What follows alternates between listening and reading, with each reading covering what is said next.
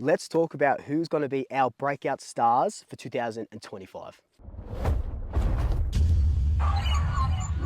So, as you can see, I'm not in a hostel at the moment. I am nearly 400 meters above sea level. I think that's how I'm reading it. I've been hiking for about an hour, and I thought I'd stop here, give you guys a view, and just make this quick video because there's like crows and stuff everywhere, and it's just absolutely just incredible. I'll give you a quick little, just absolutely phenomenal. But enough of that. Let's talk about our breakout stars for 2025. Now, Fox Footy came out with an article, and they had a bunch of breakout stars from every club.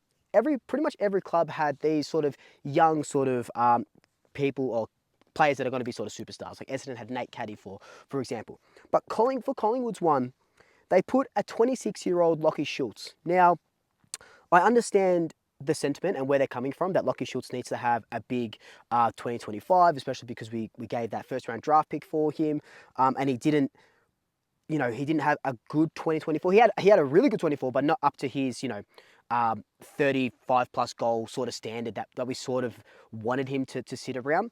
But that just does a disservice to a lot of the young players that we got coming through. But what it also does as well is it just puts fuel to the fire that Collingwood is going to fall off a cliff eventually because we have no young players coming through. So I want to sort of dispel that myth and tell you who I think is going to have a breakout 2025. Now, the one player that I thought was going to have an incredible 2025 was Harvey Harrison. Unfortunately, he did his ACL back in August, so we probably won't see him for the rest of or mainly all of next year anyway. He probably comes back, I don't know, depending on how he recovers, July or June, July maybe. But I thought Harvey Harrison had a great year. He could have been that missing link that we in the forward line that we sort of were missing, especially with Joe Richards going. So that doesn't help us. But we still have a plethora of young talent. Now, a guy that I want to bring up is Ed Allen. He debuted against Fremantle, didn't have a good debut. He was chucked in the full forward line because we had no tall players in that game. We obviously go on to draw that game. But I thought his last game, especially his last game, was absolutely incredible. Now, he's the natural successor to Steele Sidebottom, I feel like, on the wing. But in that game, they played him through the middle a bit, and he didn't look out of place. So out of everyone, I think Ed Allen is going to have a huge 2025 because I know that we're setting ourselves up for another premiership tilt, another finals sort of berth, and that's why we're getting all these older players through. But that doesn't mean that if Steele Sidebottom was playing shit, or if Tom Mitchell's playing shit, or whoever else is playing shit that's old, that doesn't mean that they're going to keep playing. Ed Allen's going to come through and take their midfield spot. Another guy that's not getting talked about at all is Harry Demetia. Now, he had a struggling start to his career at the Pies, lots of injuries, but when he got going, he's sort of getting into that rhythm. I think he's going to have a breakout 2025 in the VFL. He might get a debut in the seniors. I don't see it super happening unless we really need someone like him, but he plays off that half back role. And, with Dan Houston coming in, I don't think there's much of a spot for him just yet. But I think in the VFL, he is going to have an absolutely huge season. We're going to see why he was highly touted. Remember, he was the captain of the Dandenong Stingrays.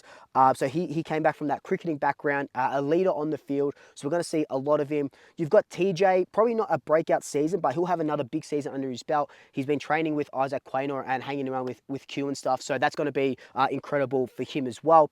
I know I'm using the term incredible a lot, but that's just how I feel in my gut that these players are incredible, and just that myth that we're going to drop off the cliff is just so stupid. And you hear it from opposition fans all the time just because they're scared of us. That's exactly the only reason why. Another player that I want to see more of next season, and it'll probably be through the VFL, unless it's horses for courses, is Will Parker. Now, I don't think he's going to have a super huge breakout, but I think he started our program really late this season. So next season, he's going to go to another level with a whole preseason under his belt. Remember, he was a Cat B rookie from the cricket. So, he had a really good end to the year as well. That last game with Ed Allen, they both played off their feet. They were both absolutely phenomenal. So I think Will Parker goes to a slightly another level. Does he get a lot of senior games? Look, probably not.